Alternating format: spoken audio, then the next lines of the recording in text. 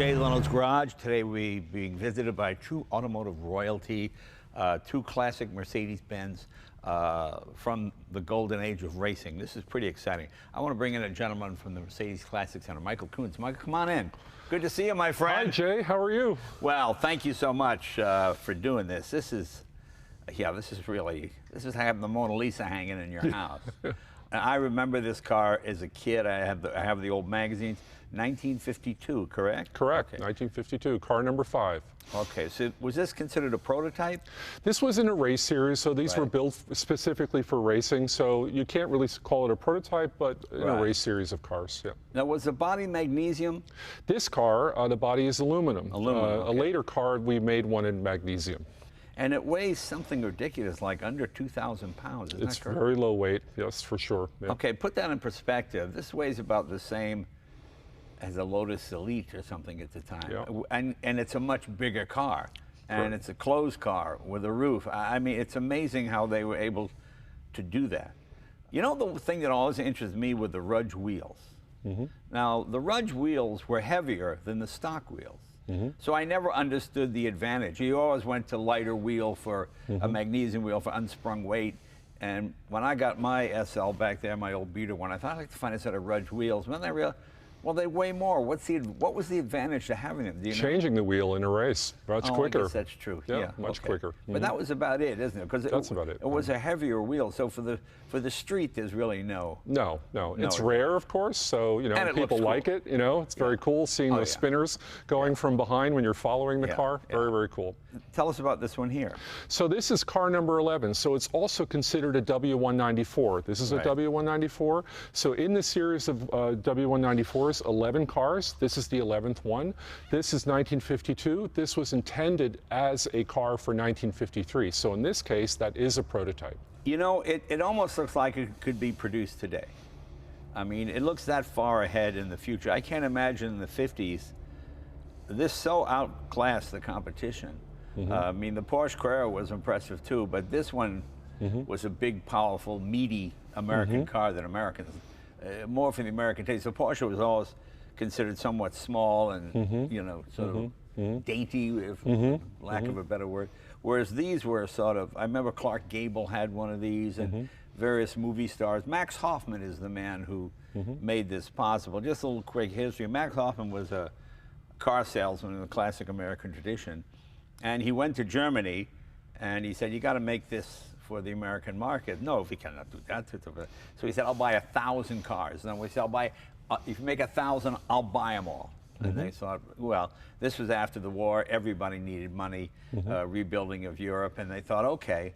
I think they probably thought Max Hoffman was crazy, but it turned out to be a pretty amazing. He guaranteed it, and you know, and it was not a car that was intended for series production at all, right? They said, no, this is a race car, you know, that's a racing world, that's the production world.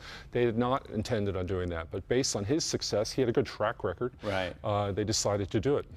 Yeah, well, I'm glad they did. That's pretty exciting. So tell us some more about the cars. Which one do you want to start with? We'll start with number 5. So within this series of cars, there were 10 built like this. 10 built like this. There is aluminum construction, tube frame chassis.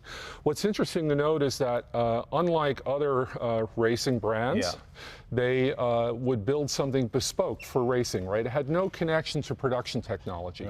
Whereas this, Germany, 7 years after the war ended, wanted to go back into racing because it was part of their DNA, had very few resources to do so, and utilized passenger car technology to build the car. So mechanically, it's kind of interrelated to an Adenauer sedan, a 300, a very kind of staid, slow, you know, big sedan. But they used componentry from that vehicle, and then they modified it heavily, and then produced this very lightweight tube frame and chassis and body. Now, the chief engineer was Rudolf, how do you say his name? Uhlenhaut. Uhlenhaut. I read his biography. Fascinating, brilliant engineer, true gentleman, a real racer. I mean, he actually they actually built one for him that he drove on the street, similar to, I think it was Took his kid to school in it, I think. But I think it was like the SLR that the Sterling Moss drove. So he had literally the fastest car in the world as his sort of company car, which I think is pretty cool. It's pretty cool. If you see photos of that car, these cars have open exhaust, so there's a side exhaust. They're very loud. He had a large box that they put onto the side of the car that was essentially the muffler, so the neighbors didn't get mad. Oh, that's funny. But you know, to me, car companies always do best when they have engineers at the top. You know, I think that's where America makes a mistake in the 70s and 80s. It brought in guys from Whirlpool and Maytag and marketing, you know, where you guys like Uhlenhout, is that how you say it? Uhlenhout. Uhlenhout. Yeah, I mean, and now you have guys like Mark Royce at GM. He's at Nürburgring every weekend, you know, breaking in Cadillacs and doing it. And it's really fun to see engineers running the business. Okay, let's walk around again. Can you open the hood on this? We're going to need to get a special tool to do that. Okay. Right? Yep.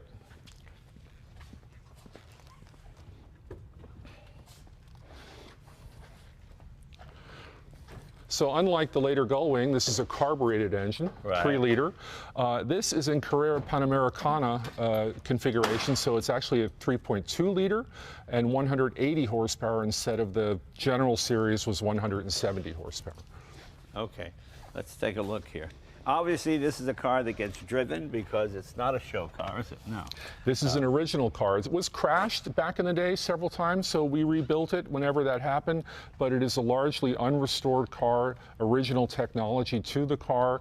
Lots of patina, but that's okay. That's part of the story. Right. And we like it that way. You have the magnesium valve cover. Correct. And as you said, carbureted, not fuel injection, because this was still pre-fuel injection time.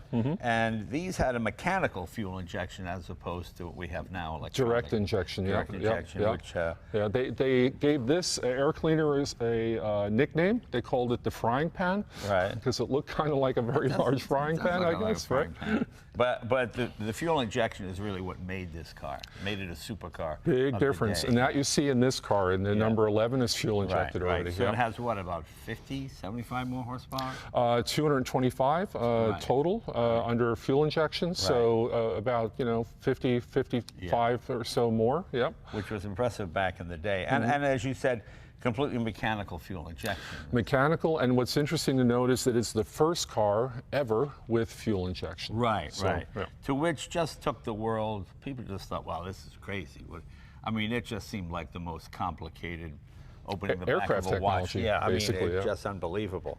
Because I know on mine, you have to change the oil every 1,000 miles, because when you shut them, you get that last pump of the mechanical injector. Gets contaminated by fuel. It sends fuel that washes down the liners, and so they just tell you to change your oil every 1,000 miles, so you don't do it. And also drive at least 40 miles, so it gets hot enough to burn off. It's a dry sump system. You can see even on this engine, it's canted over 50 degrees to make it fit under the hood. So this engine, in its origin, is a sedan engine that normally would be upright. Right. So it is a dry sump system that requires a tank, and of course a tank, that oil will take a long time to warm up. Well, that was what they did in the 50s, because Jaguar did it also. They tilted the engine and put the dry sump in it as well. And who was the designer of this? But you know, it's interesting. We always hear all the other. I never know who was the original designer of this body. Was it a team effort? It's a team effort. Okay. Team effort. Yeah. But it was not expected, because you have to think about what Mercedes was in terms of racing prior to this. It was an upright grille, squared off, and it was not really kind of aerodynamic necessarily. And this was very aerodynamic and kind of tilted everything back, made it much more friendly to the wind, and looked quite a bit different. People did not expect this. And their pre-war technology was so far ahead of everybody else at the time. Bernard Rossmeyer, I think I'm saying that right, corrected. Remember, he went, what, 270 or something? On the Autobahn, Yeah, just amazingly amazing top speed. So even this, depending on the axle that's in the car, this was a car capable of 150 miles an hour in 1952. That was crazy. Right? Most cars could not break 100. No. I mean, most passengers. And you wouldn't want to. No. It's true. It's true. 100 miles an hour is like 200 now. The speedometer doing that and bouncing. Whereas this thing was just unbelievable. Well, And it's glass windows, right? Not glass windows. Right. So later on in the Gullwing family, you had the alloy cars that had plexiglass windows. This is glass in this case, and the doors are very lightweight, different than a Gullwing in that if you even just feel them, they're very very light. Boy, that is very light. You know, you have to be very careful, and they don't have the normal struts that you have in a Gullwing. Right, you have a hinge. Right. And it did not have the tilting steering wheel either. Does not have that, but you can take the steering wheel off. So it has a removable wheel that comes off easily. It's somewhat difficult to get into, but once you're in there, and that was one of the aspects that they were after. They didn't have the power of a Ferrari, for instance, but they wanted to make sure that the driver was very comfortable, right? That he wouldn't be worn out, right? And he could have more left in him to be more competitive. They even had some sort of early air conditioning system on a couple of the race cars in the Mille Miglia. Yeah, not this particular one, right? I mean, that's one of the air management issues. We know of a story that the door, people ask us about the glass, and the glass, unlike a Gullwing, does not come out. Right. But Carl Kling, one of our famous racers, was a big fan of Coca-Cola, and he wanted to be handed a Coke without opening the door, so he demanded the flap to be put in, and they could hand him a bottle of Coke. What is the origin of the plaid on the seats? That seems so un-German, the plaid. Yeah, it seems like maybe if there was a Scottish team or something like that. Tartan, you know, it's not. It seems, I mean, I love the look of it. I always wondered where that came from, because I never saw German cars with plaid on the interior. No, and yet it carries through. You saw it later in other cars as well. I don't know if there's a specific story. You could get it in 3 different colors, and that's how they differentiated the team cars. There was the blue car, there's a green car, and a red car. I mean, there aren't hardly any cars from the 50s you can drive as modern cars nowadays. I mean, I take that up in Malibu and, you know, mix it up with the Mustangs and the Camaros. And yeah, not just driving, not going crazy, but it more than keeps up. Tremendous car to drive. And the build quality is what's always amazing. You know, as much as I love the Bugattis you see here, they're a bit spindly. Whereas these are like W.O. Bentley, just strong, you can beat on them, you can't break them, you know, it's pretty amazing. We often say that when people want to get close to one and experience it, said you can get in it, it won't break. Yeah. You know, it's built really well, and the big difference too is that you could drive all day in this car, and your Gullwing, of course, and get out of the car and you're not worn out. Right. You're totally okay. You know, it's so funny because when I was a little kid, I would see these, and I used to think I didn't like them because the gear shift was so spindly.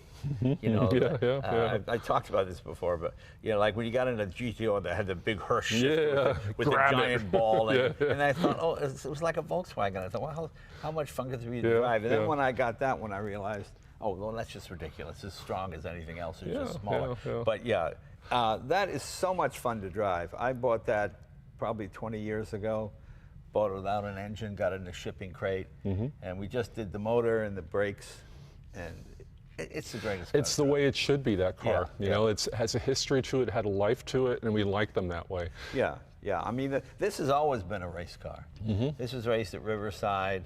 Tony Nancy, who was a famous hot rodder, he did a lot of the cover cars for Hot Rod Magazine, the Beach Boys and all that kind of stuff. He did the interior, and then Junior's House of Color, which was a hot rod place. That was candy apple red. It just faded. It faded out into just some sort of red. But okay. What's cool about those cars? My first experience when I joined the Classic area in Mercedes, I drove one first few weeks, and I was totally intimidated by it. Thinking this is going to be difficult, right? And the car drives so easy. The controls are light. It's easy. It doesn't complain at low speed in traffic, and then it becomes kind of like a dual nature car. If you get on it, it becomes an animal. You know, the sound and everything is totally different. And it's amazing how crazy they've gotten. I remember Robert Stack. He was on the Untouchables, and he did the what was the name of his show? Some Unsolved Mysteries. He had a Roadster, and he wanted $80,000 for it. I said, well, that's crazy. I'm not going to pay $80 for it. You know, but I realized I should have grabbed it at the time. But that was, I mean, there was a time when these were used cars, expensive used cars. But they were always a cut above everything else. When I worked at a Mercedes dealer, let's see, that would have been in the very early 70s. We took one in trade, and we gave the guy $5,500 for it. And then my boss sold it for, I think, 72 or 75. And he thought it was a great deal, right? He just said, unbelievable. He just thought, oh, that was the biggest profit he ever made on a used car. A used car for $2,000 more. I mean, he just couldn't believe it, you know. And that was a lot of money back in the 60s. Think about an alloy car. An alloy car was roughly $400 to $500 more. Right, right. And now an alloy car is $8 to $9 million. Right, yeah. It gets a little. I mean, it's good and it's bad because you don't see them being used as much. That's what's fun about this. When I take mine to a car show, kids can sit in it and, you know. You don't worry about it. No, I don't worry about it, you know. I don't go anywhere with fitted luggage. That always makes fitted luggage is my favorite.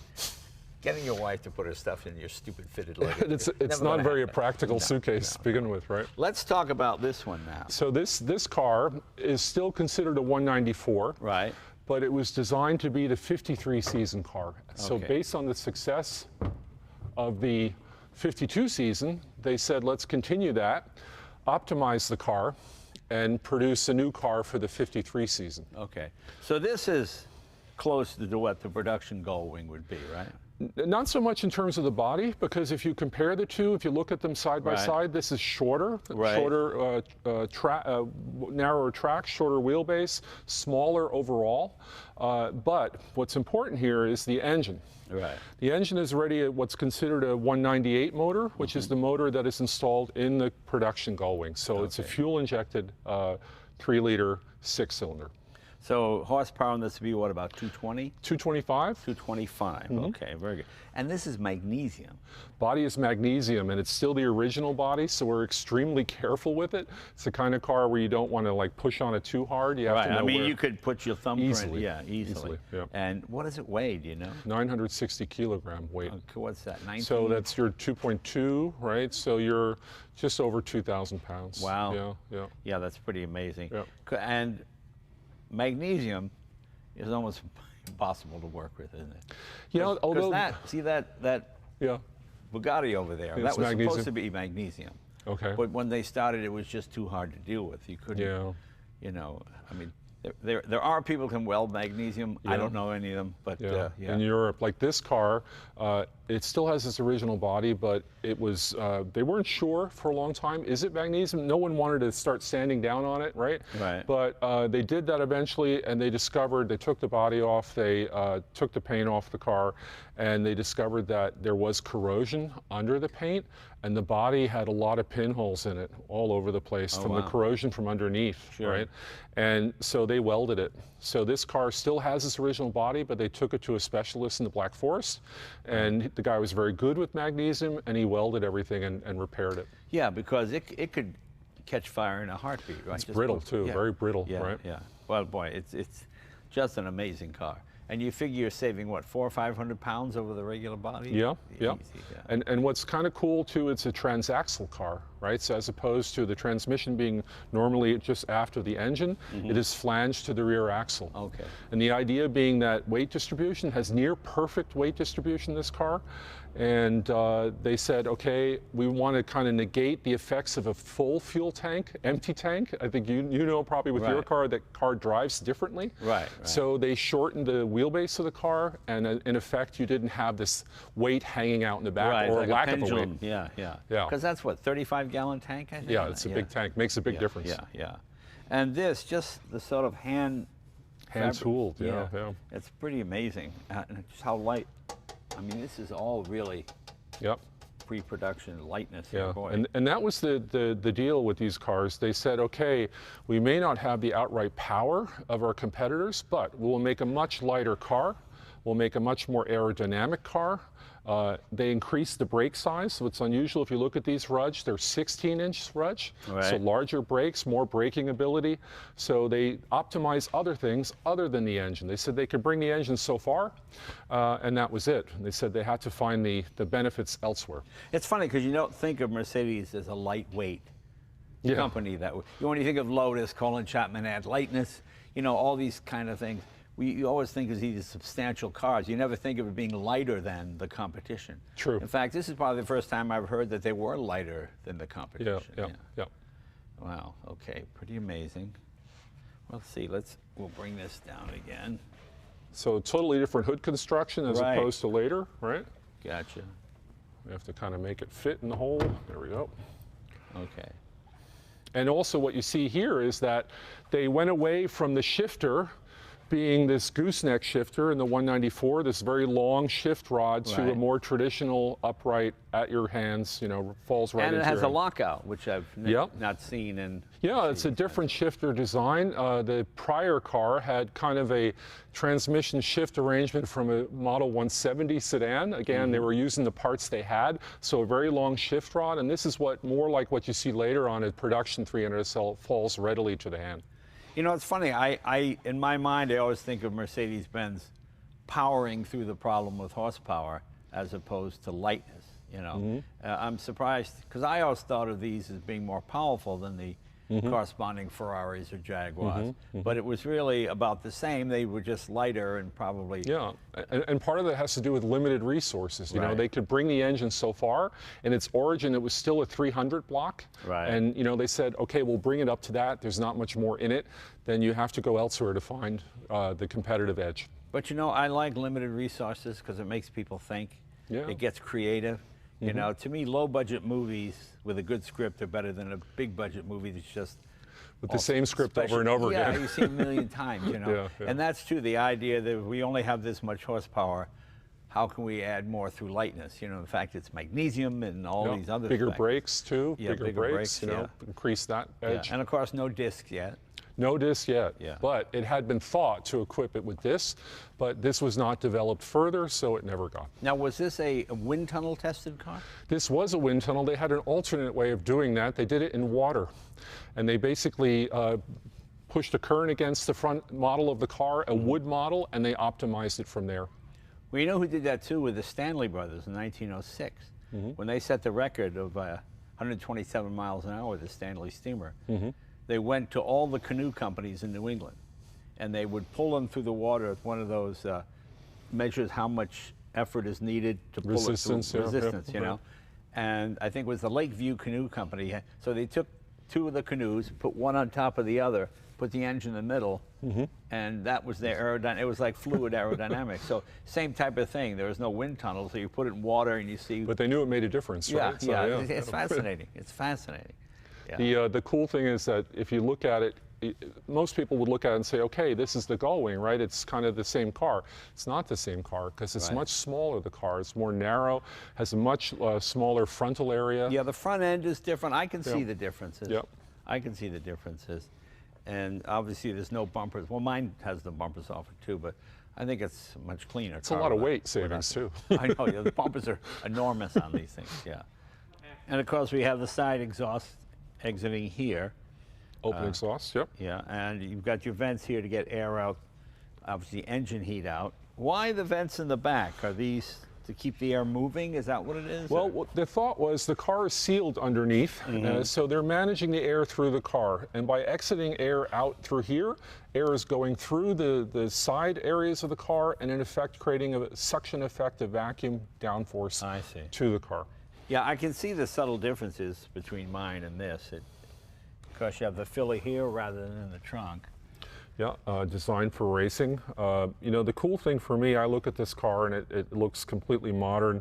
It doesn't look like it's been aged at all. No. It's a clean design, and you know, that's the appeal of the car. Plus, the cars were extremely reliable. You know, you could take these cars, run them all day hard. They would not complain at all. I'm sure you do that with your cars, and they take really minimal care. As opposed to other brand cars, other races from the period where you had to do a tremendous amount of work every day probably on the car.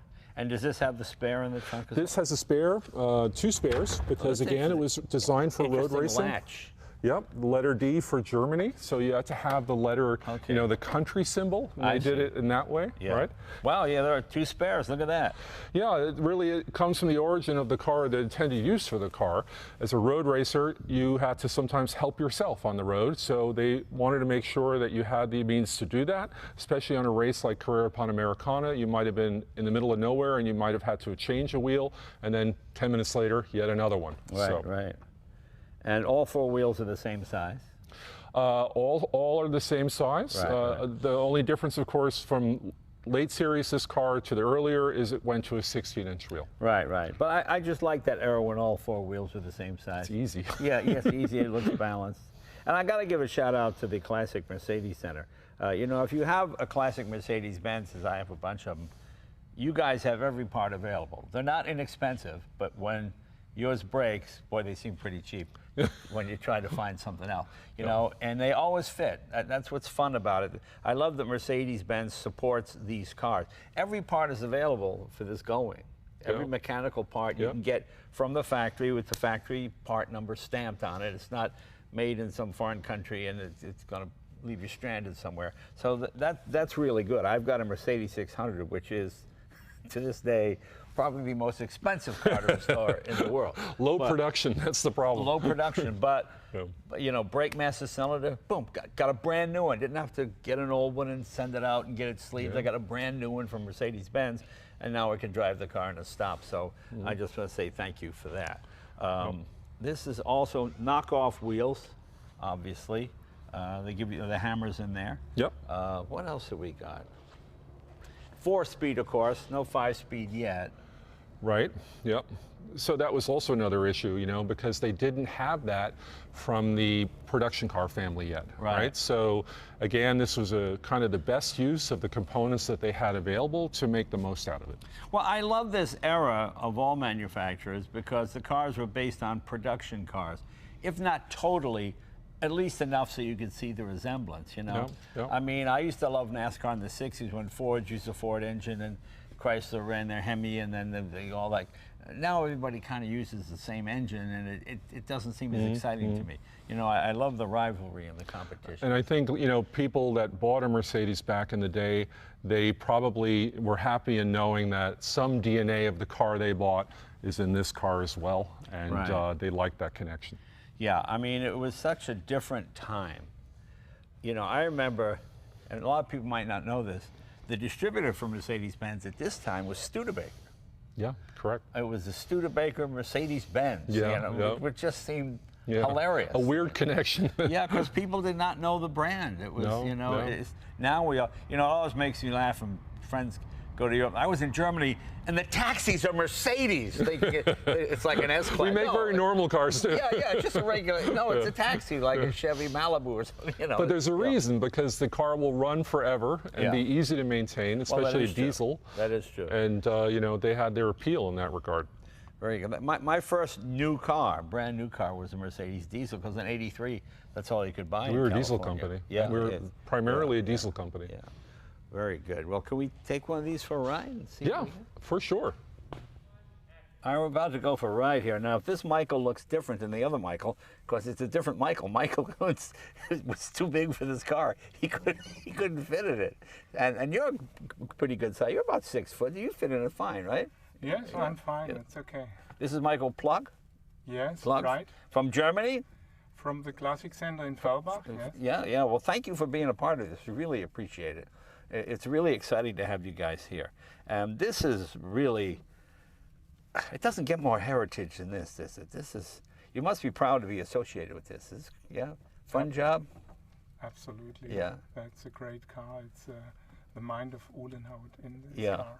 Yeah, I mean, he was one of my all-time top engineers. W.O. Bentley, him, Duesenberg. There's not many of them. The Hispano-Suiza guy, Mark Burkett. There's a few guys, Ferdinand Porsche, of course. But yeah, this is really his genius. Well, let's start it up. What's the first thing to do? Push this in? Yes, press. Push that in and hit the starter button here. Starts like that. All right.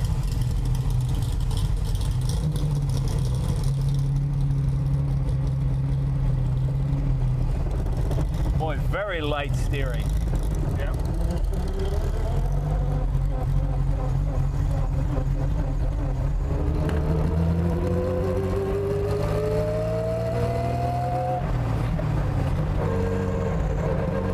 I love this era when race cars could be driven on the street. You know, the idea you could literally drive this to the track, win the race, and then change the wheels and drive home again. Modern cars bear no resemblance to the street cars, so you don't feel the connection. Whereas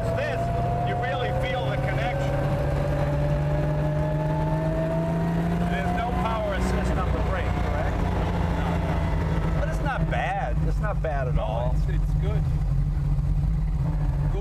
Good German engineering. Yeah, yeah. I like that era. Everybody kind of thinks alike now. Everybody knows what everybody else is doing.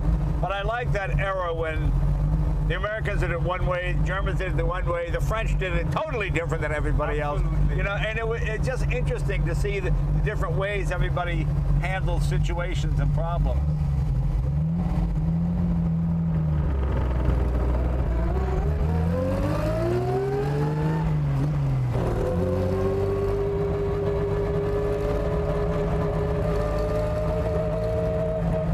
I mean, it feels powerful by today's standards. I can't imagine in 1952.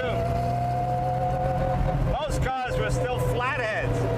Overhead valve, overhead cam, fuel injection, and like another planet. I love that it has normal ground clearance. You're not scraping every 2 minutes.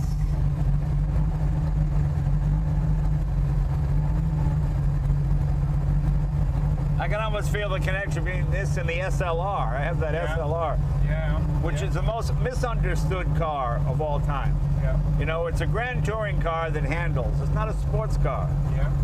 Yet, I put more miles on that than almost anything because you can take it anywhere, you can drive it anywhere.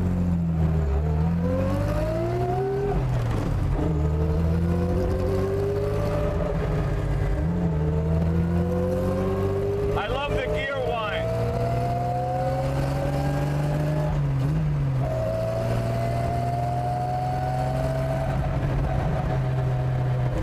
If this was carbureted, it'd be sputtering, you know. The fuel injection was such a revelation. I mean, it feels like road gearing, not race car gearing. Yeah.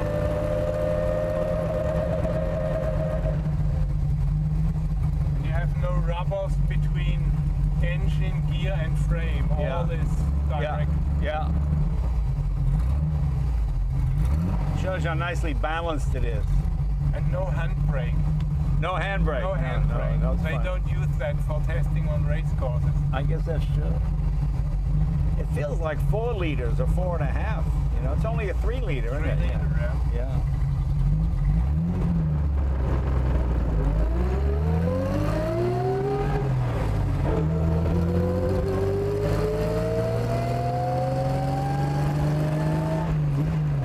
Wonderful transmission. Those are straight cut gears, yes? Yeah. But they mesh nicely. Do you travel with this car around the world when it goes to different countries? Not so much. No? This car. The car was at Nürburgring and Pebble Beach. Yeah. And in the last 40 years, more in the store than on the road. Yeah. Well, that's a great road car. You feel like you're driving when you drive it. It's so light, it almost feels like power steering. No effort at all. You just think around corners. Very long-legged. Yeah. You feel the difference between the production car. You feel the difference. All is directly and lightweight. You feel the lightweight. Well, you realize that the automobile was really only about 40 years old when this was made, you know? Well, you don't get everything shift, everything moves very nicely, and just a wonderful treat. What a thrill this is. Thanks so much for bringing this. It's really great. Thank you.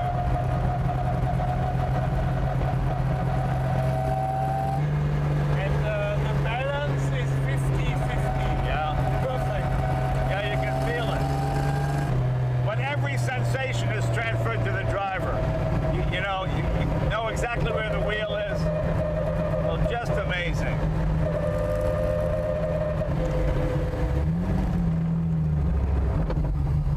Michael, thank you so very much. It was a lot of fun. Thank you, my friend. Just great. Just great. What a thrill this has been. Pretty exciting. I got to go drive mine now. See you guys next week.